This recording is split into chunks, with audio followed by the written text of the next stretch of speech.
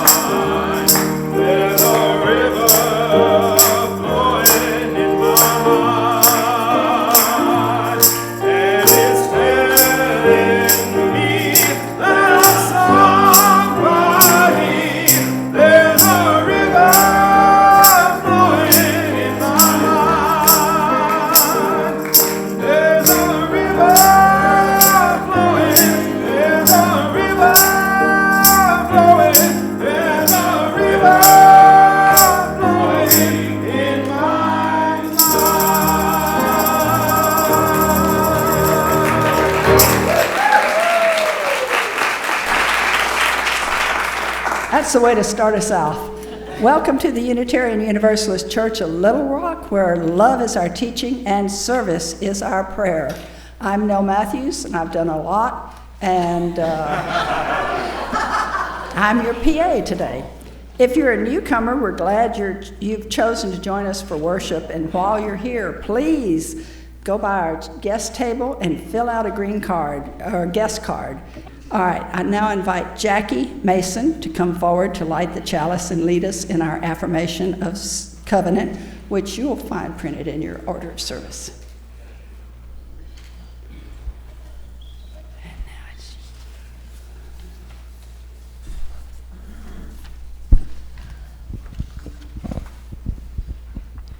I light the chalice with these words. Open our eyes to what is beautiful. Open our minds to what is true. Open our hearts to love one another.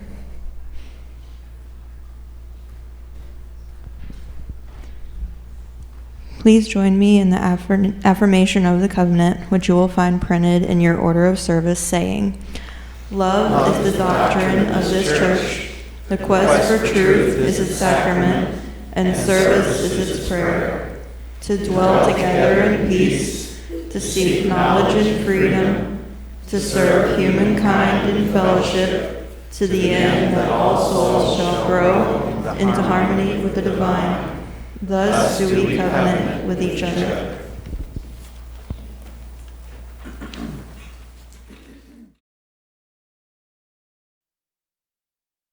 We now invite the illustrious Finn up for some time altogether. You guys, the struggle is real. I was looking for my glasses. You know where they were? On my head. They were on my head. How are you this morning? How are we? The world is mad, but we're here. Congratulations, you made it another morning. Have we all heard the story of the everything seed? Do we know this book? I'm going to tell you a little about it. One day, I'm going to read it to you. I feel like I've read it before, and I thought about it really hard about whether or not to read this today, but I think I think this is better, so just roll with me. It's a beautiful story by Carol Martignac, and it's about the theory that there once was nothing. No time, no space, no colors, no people, just silence. Like a deep breath waiting to be released, and then all of at once, a little seed appeared. A tiny, shimmering, invisible seed, and in that seed was everything. Everything. The stars, the rivers, the mountains, the future, the people, and not just the ones we agree with, not just the ones you like, all of them. Every person, no matter what they believed or how they vote or what news channel they watch, came from the same seed. People who cry when they feel scared, and people who yell when they feel unheard, people who hide behind anger, and people who hold signs because they believe in change. UUs believe something special about seeds. It's the belief that every person carries a piece of the divine inside them, a spark of light, a bit of everything. And so we try to treat people, every person, even the ones we really disagree with, we try to treat them with dignity, compassion, and curiosity. Now, here's a thought experiment. And this is where I landed. Instead of reading this book, I figured we can do a thought experiment. Can't we? Yes. Okay, good. Okay. What if that seed still lives inside each of us? Still alive, just twinkling in there. It's not just an old story, but as a truth, as a pulsing, persistent truth. What if every person, even the ones who frighten or frustrate us, is still carrying a little tiny piece of that beginning? Even the angry, even the stubborn, you should meet my father, even the ones who think we're wrong. What if, this is hard, what if the division we feel isn't the end of the story, but the start of something trying to grow? And here's the hard part. Okay. You see, when a seed splits open, it looks broken, cracks. And maybe that's what's happening to us, to our country, to our communities, to our families, and to our hearts. We're splitting open, right? And it feels very much like breaking. But maybe it's becoming. And I want you to hear this part closely. That seed didn't break open just for one kind of person. It didn't burst just for the strong or the quiet or the ones who believe all the right things. It opened for all.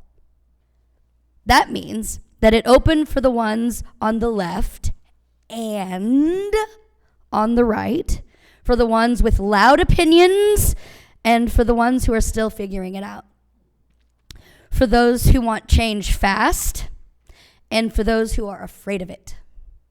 That seed, that beginning, was never meant to grow just one kind of flower. It was meant to grow a garden. And now there are fences between us, invisible ones and real ones. People are afraid. We shout, we point fingers, and we forget. We forget that we are made from the same seed.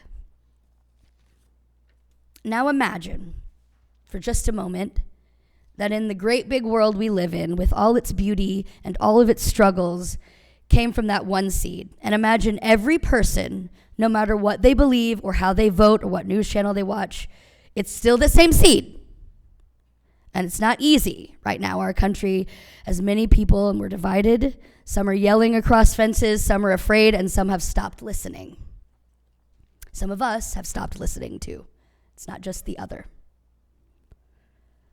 It feels like we've forgotten that we come from that same seed. But here's where our UU garden comes into play. This faith, this one, teaches that we don't have to agree on everything to belong together.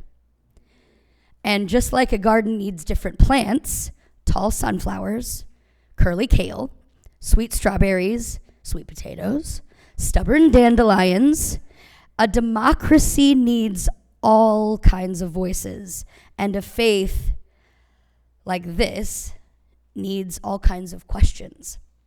So what do we do when the world feels too divided? We remember the seed. Show me. Show me the seed. It's right there.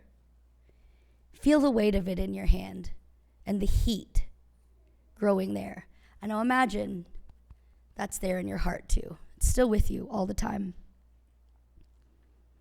We remember the seed and we remember the story and we water the garden with what? With kindness, with listening, and with courage.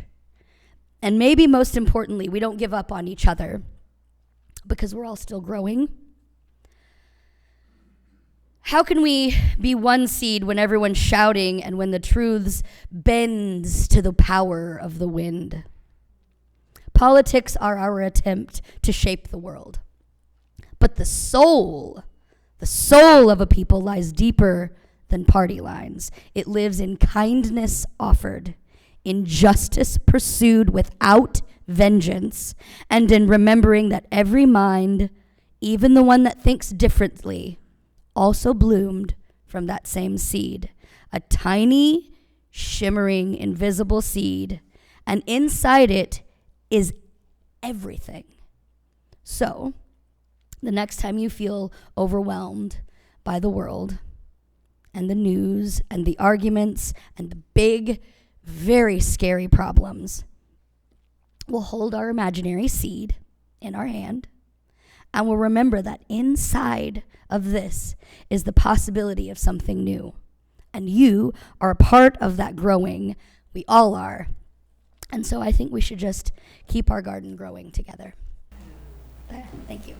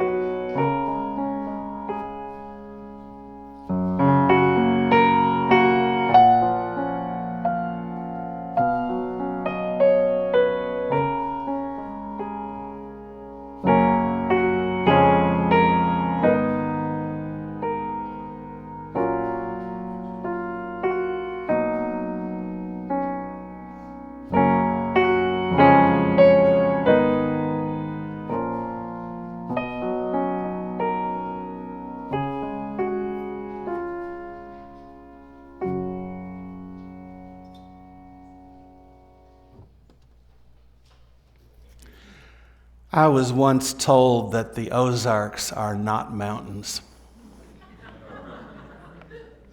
They are instead an eroded plateau.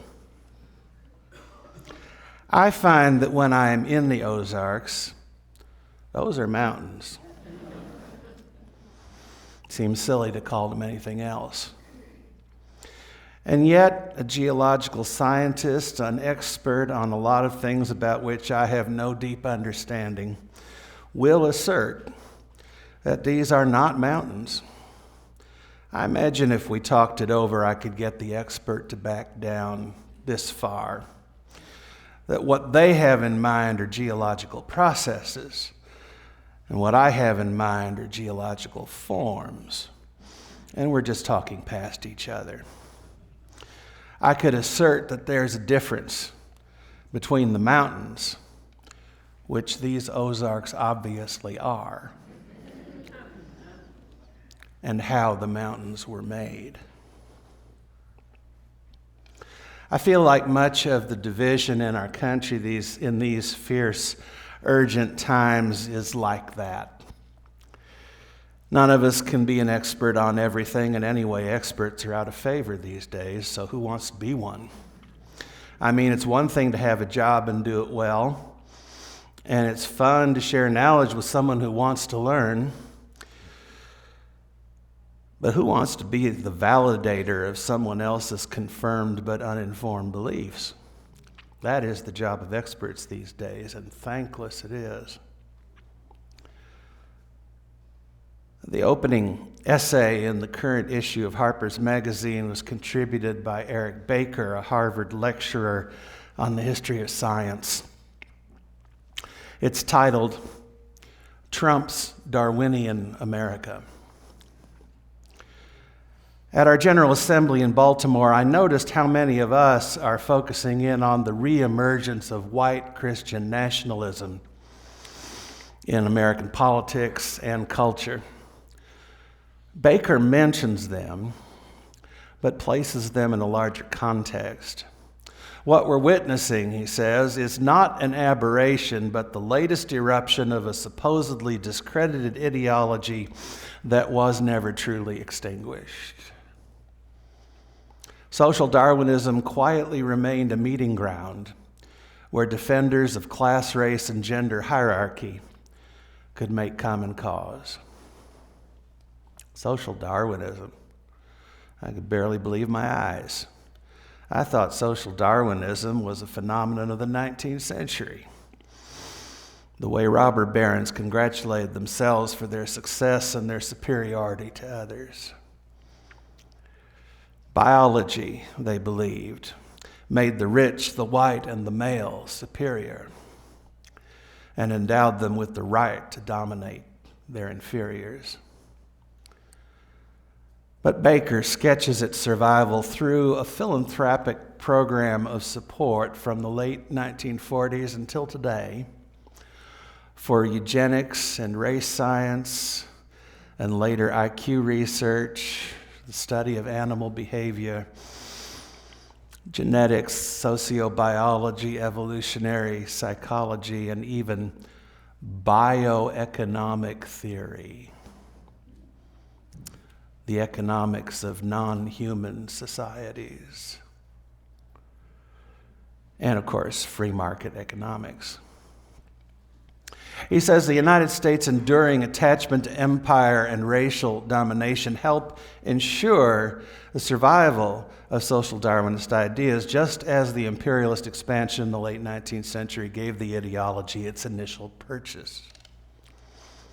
In turn, these ideas, repackaged and sanitized by popular psychologists and libertarian economists, eventually helped to sanctify inequality as the foundation of the neoliberal order, to create a dog-eat-dog political economy that only strengthened the appeal of social Darwinism as an explanation of how society operates. His point is that the MAGA movement comes by its social Darwinism the way most people come by any ideology, by living in a world that makes it seem obvious. That line stung. Because in a world where the rights of trans people are obvious, the president increasingly speaks of trans ideology and the need to wipe it out. I lift up my eyes to the mountains, whence cometh strength. You've no doubt seen one of those multicolored signs that people have been putting on their lawns for some years now that say, "In our home, we believe science is real, Black Lives Matter, love is love, no human is illegal, climate change is real, women's rights are human rights, trans rights are human rights, kindness is everything." Yes, science is real. And those folks have invested in their own science for decades. Alternative science, alternative facts, as true to them as to me, the Ozarks are mountains.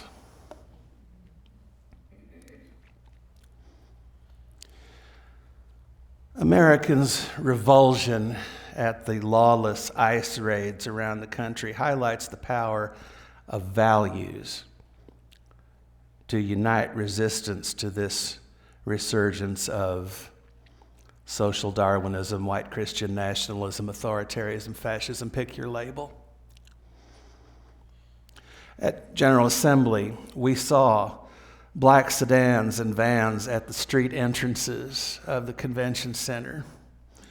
Fortunately, they did not come inside. And thanks to skywalks connecting to the hotels, none of us had to walk by them. But there were plenty of folks among us, particularly people of color, who felt intimidated. We need to keep our feet in the face of such tactics. And we need to stay connected to our neighbors. The UUA's common read this year, which I left over there,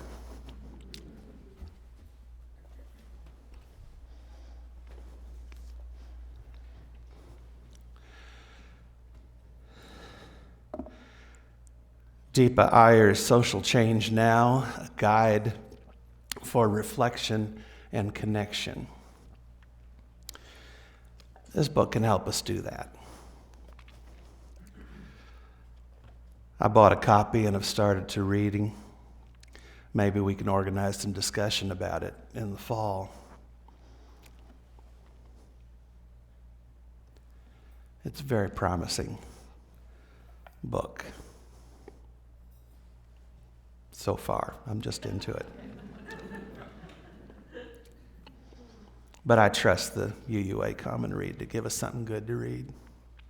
Another opportunity for local organizing and action is a statewide coalition that is now beginning to form. I attended its second meeting this past Friday. It's called Arkansas Grassroots United. Arkansas Grassroots United. And they've decided to take action this summer on the president's proposal to close FEMA in November after the hurricane season's over, and to delegate its responsibilities to the states going forward. It wants to shut down FEMA. This group plans to write a letter to our federal representatives and senators and to the governor requesting a meeting on this topic. And that action is as much to introduce the coalition to state and federal decision makers as it is an action in the public interest. We don't know if we'll get a meeting, but if we have a bunch of organizations, this is meant to be an organization of organizations, who are asking for a meeting and raising this issue, maybe it'll have an impact, get their attention. Arkansas Grassroots United intends to be an organization of organizations, and I've been clear with them that though I'm attending the meetings, this church has not yet decided to be a member organization. Also, nobody there is talking about dues yet, but I expect after some successful actions, they'll get around to more formal arrangements for membership. So I'll keep the board apprised of developments, and if any of you want to attend a meeting or an action, let me know, and I'll connect you. Maybe you belong to or know of another group that would like to join. The more member organizations, the better. The next meeting is at the end of July, Thursday, July 31st, 6 p.m. at the Arkansas Community Organizations building on South Main. So those two things are things we can do to satisfy our desire to take action to resist these bad federal policies and abuses of power.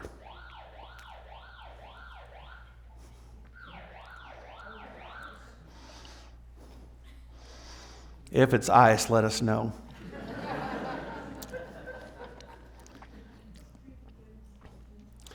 Another thing we can do to help keep our feet is to go deeper into our values. The UUA now has a curriculum. It's structured like OWL in that it has different versions for different age groups. And it's about how to live into anti-racist, anti-oppressive, multicultural values. It's called Mosaic, and it's free on the UUA website. A facilitator training class is required to gain access to it, but that's also free and online.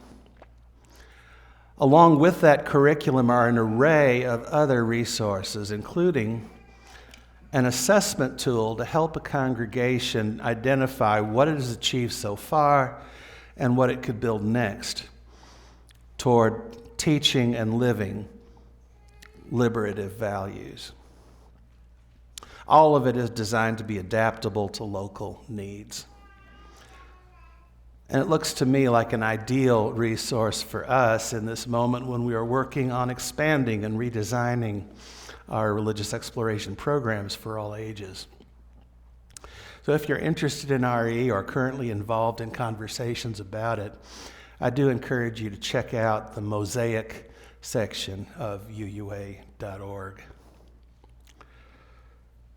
The overarching message of this General Assembly, with its theme, Meeting the Moment, was that putting love at the center of all we do, deepening our connections with each other and our neighbors, and leaning into our shared values is a good way to keep our feet in this fierce, urgent time. In the fog and mist and dust of these days, may we remember those points of mystery quivering with color, those deep places where our values align with love and we align with each other, and science is real, and Black Lives Matter, and love is love, no human is illegal, climate change is real, women's and trans rights are human rights, and kindness is everything. And mountains are mountains, however they were made. May we keep our feet and live into liberation. So may it be. Amen.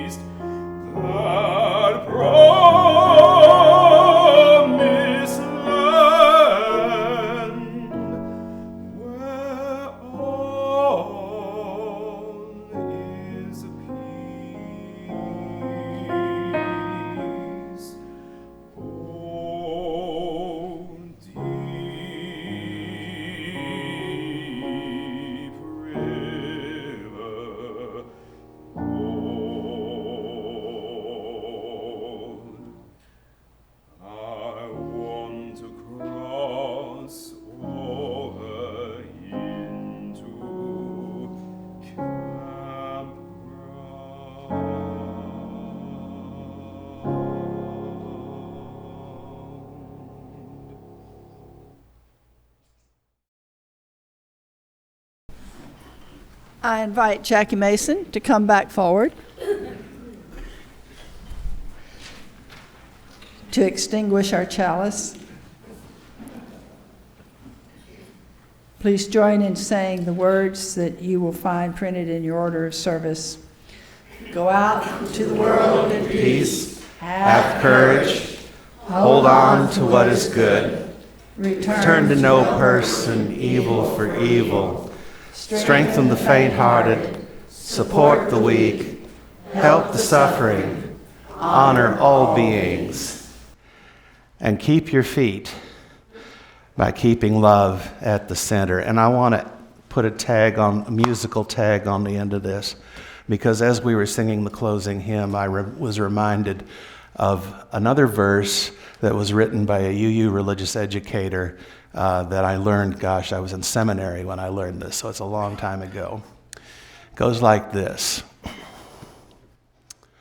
Always eat when you are hungry, always drink when you are dry, always rest when you are weary, you must breathe or you will die.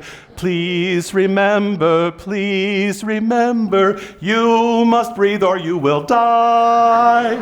You must breathe or you will die. I knew I could count on you for harmony.